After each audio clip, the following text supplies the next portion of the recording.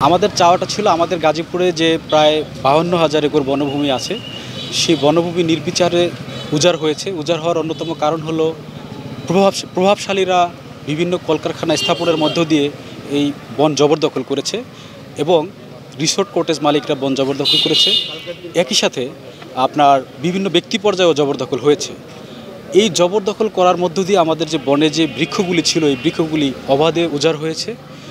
এই কারণে আমাদের এই বৃক্ষগুলি উজাড় হয়ে যাওয়ার কারণে আমাদের যে আজকে বায়ুমণ্ডলের যে প্রভাব, এই প্রভাবের কারণে আমরা যে আজকে গরমে ভুগতেছি, পরিবেশের যে একটা বিরূপ প্রতিক্রিয়া, এটা কিন্তু এটার কারণে হয়েছে। তো আমরা সামাজিক আন্দোলন করতে করতে একটা পর্যায়ে গিয়ে দেখলাম যে শুধু আন্দোলনে সরকারের সংশ্লিষ্ট দপ্তরকে নাড়া দেওয়া যায় না। তো তখনই আমরা হাইকোর্ট ডিভিশনে বিষয়টা নিয়ে গিয়েছিলাম। আমরা একটা রিট পিটিশন দায়ের করেছি গাজীপুরে জবরদখল উচ্ছেদে। তো হাইকোর্ট ডিভিশন রুল ইস্যুর পাশাপাশি একটা নির্দেশনা দিয়েছে সরকারের সংশ্লিষ্ট বিভাগকে যে এই জবরদখল উচ্ছেদে প্রয়োজনীয় ব্যবস্থা নেওয়া হোক। সেই যে হাইকোর্ট ডিভিশনের যে নির্দেশনা, এটা বাস্তবায়নের দাবিতে আমরা এখানে দাঁড়িয়েছি, যাতে করে আমাদের যে জবরদখল, এই জবরদখল উচ্ছেদপূর্বক আমাদের গাজীপুরে যে খালি জায়গাগুলি তৈরি হবে উচ্ছেদের মাধ্যমে, সেই জায়গাগুলিতে যাতে বনায়ন করা হয়, এই আমাদের যে গরমের তাপদাহর যে প্রভাব, এই প্রভাব থেকে যাতে আমরা মুক্তি পেতে পারি, সেই দাবিতে আমরা আজকে এখানে দাঁড়িয়েছি। আমি মনে করি সরকার চাইলে যা চাইব তাই হবে, কারণ সরকারের উপরে কারো ব্যক্তির শক্তি থাকতে পারে না। সরকার যদি 100% আইনের প্রয়োগ করে, তাইলে যত প্রশাসন তাকে সাপোর্ট করবে।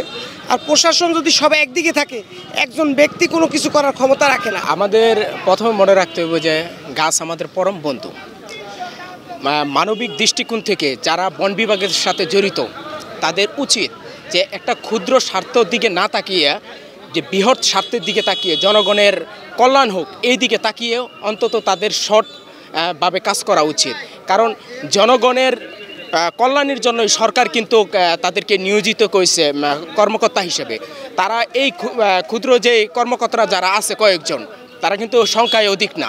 তাদের উচিত তাদের নেতৃত্বে যা একটা বৃহৎ অংশ যাতে ভালো থাকে, জনগণ যাতে ভালো থাকে। মাটি, পানি, বায়ু, এই তিনটা কিন্তু আমাদের প্রধান। এই তিনটা দূষিত হচ্ছে বর্তমানে মানব সৃষ্ট কারণেই বেশিরভাগ দূষিত হচ্ছে। এই যে কলকারখানাগুলা যে আছে, তাদের যে কি বলে এটা বজ্র, এগুলা কিন্তু অবাধে ফেলা হচ্ছে। এখানে কোনো সচেতনতা নাই। গার্মেন্টস ব্যবসায়ীরা তারা নিয়ন্ত্রণহীনভাবে এই ব্যবসা চালিয়ে যাচ্ছে। তাদেরকে যে প্রশাসন বা তারা কোনো জায়গায় তাদের জবাবদিহিতা নাই। এই জবাবদিহিতা না থাকার কারণে আমাদের এই যে এই ভোগান্তিগুলা, তীব্র তাপদাহগুলা সৃষ্টি হচ্ছে।